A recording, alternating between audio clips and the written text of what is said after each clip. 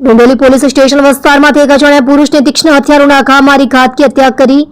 વણ ઓળખાયેલી લાશના અનડિટેક્ટ મર્ડરના ગુનાનો ગણતરીના દિવસોમાં જ ભેદ ઉકેલી આરોપીને બિહાર પટનાથી ઝડપી પાડતી સુરત શહેર ક્રાઇમ બ્રાન્ચ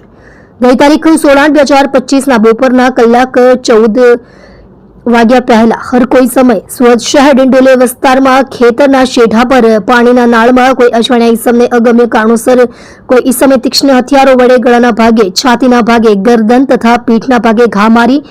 તેની ઘાતકી હત્યા કરી નાસી જઈ ગુનો કરેલ હોય જે બાબતે સુરત શહેર ડિંડોલી પોલીસ સ્ટેશનમાં સંલગ્ન કલમ હેઠળ ગુનો દાખલ થયેલ હતો. જે અનુસંધાને ઉપરી અધિકારીશ્રીની સૂચના અને માર્ગદર્શન અન્વયે ક્રાઇમ બ્રાન્ચની અલગ અલગ ટીમો પ્રયત્નશીલ હતી.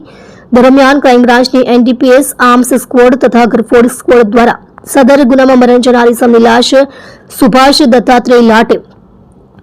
ઉંમર વર્ષ 40 રહે પ્લોટ નંબર 330 ચંદ્રલોક સોસાયટી પર્વત ગામ ગોડાદરા સુરત શહેરની હોવાનું શોધેલ.